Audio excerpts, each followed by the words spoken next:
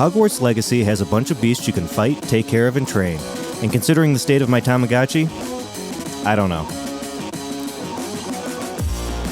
Hogwarts Legacy just released gameplay footage the other week, and within that they talked about some of the beasts you could take care of. They said there's beasts you can rescue from dark wizard poachers and bring them back to your vivarium in the Room of Requirement.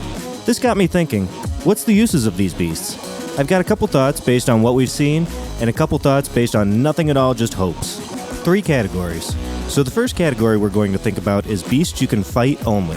These are creatures I don't think you're ever going to be able to tame, train, or whatever, but we've seen them in various trailers and gameplay released.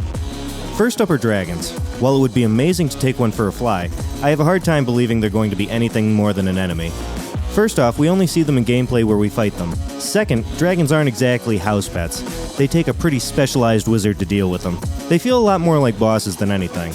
But between the fact that we see them in multiple different environments, and why show your whole dragon hand with a game this big, I'm thinking there's either more than one, or we keep escaping the same one over and over again. The second one would be my bet, just because dragons take up so much territory just being. So for there to be 2 or more in this area would really surprise me. Next up are trolls. I somewhat struggle putting trolls on this list just because they do feel different from animals, which is kind of how I feel about what classifies a beast, even though I realize there's lists and ministry stuff and things like that. That said, I feel like their intelligence is low enough I'm comfortable including them in this list. I really don't see us being able to train or befriend or ally these trolls. These guys seem more like major antagonists to me. If I'm guessing, I'd say we'll get introduced to these guys as bosses, but then they'll just turn into your anchor enemies, your pretty big damage enemies. I feel like these are going to be your enemies you'll encounter more often than something like a dragon, but less than say an agromantula, which we're going to discuss next. The last one in this category I want to talk about is an agromantula. Our first time seeing this one is in the second Harry Potter with Hagrid and Aragog. This is obviously not the same spider group as them since Hagrid raised Aragog, and this game is way before him. These feel like your pretty standard variety enemies to me. I doubt we'll be collecting them, although I'm sure Hagrid would really go for it. I just can't imagine a bunch of spiders walking around the vivarium. But unless there's a giant one like Aragog as a boss, I think they're going to be pretty standard fare depending on where you are. I'd assume they'll be in dungeons or forests or something. The next category we're going to talk about is beasts you can ride. The first one we're going to talk about is hippogriffs. So this is your pre-order bonus. I'm not sure if that means that you pre-order it and you get it right off the bat, or you pre-order it and it unlocks your ability to obtain it through a mission or class or lesson or something like that. With how noble and proud they made them in the book and movie, I don't see a world where you just load your game and jump on your hippogriff. I would assume you're going to be going through a bowing process, whether that be in the classroom or in the real world somewhere. So far, they only show us flying around with these creatures, and don't really explain if we can swoop down and use them in some sort of attacking fashion at this point. It wouldn't shock me, one of these really messed up Draco in the book and movie, but if they didn't let us use it this way, I really wouldn't be shocked either. All in all, I'm perfectly fine just flying around on these things. The next one we're going to talk about is the Thestrals. These are the creatures that you get with the Dark Arts pack. Very similar to hippogriffs, they're your ground and air mounts. 2 thoughts for these guys. First, only people who have seen death can see them. That means either this main character has seen someone die before the game, or someone's going to die along the way. If you're asking me, I say handle that in the game.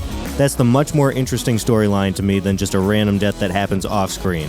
Second, if only people who have seen death can see them, what are the other NPCs going to say or do? You have to think they're just going to see you floating around. Are they going to say anything? The last mount I want to talk about is the Graphorn.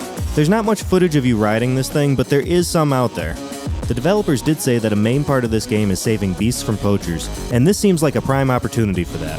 These creatures we learned in Fantastic Beasts were hunted nearly to extinction because of their horns, so I'm sure we'll have to save one in the trailer we see from poachers in order to obtain it. Now obviously you're not flying around with a Griphorn, it's solely a ground creature. However, from the clip, it looked like they had some combat abilities. It looked like you were able to attack enemies while riding it. The wiki says it's native to the mountains, so I'm wondering if it's useful for climbing and that sort of terrain too.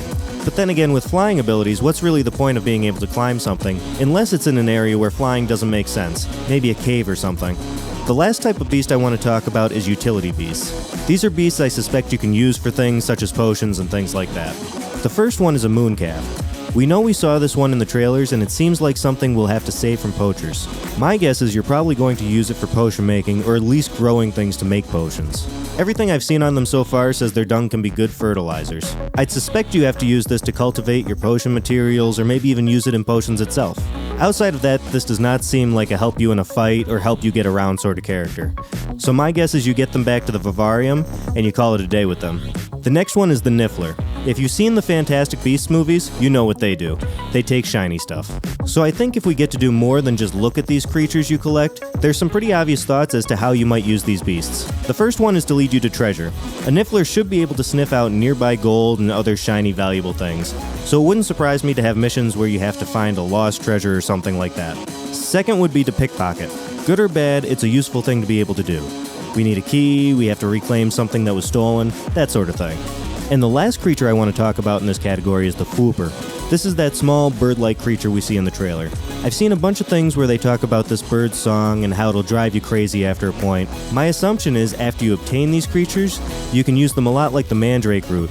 I'm guessing in a battle sort of situation, you'll be able to recall this beast from your bag and at least stun your enemies, maybe turn them against each other or something like that. So that's all my thoughts on the fantastic creatures in Hogwarts Legacy.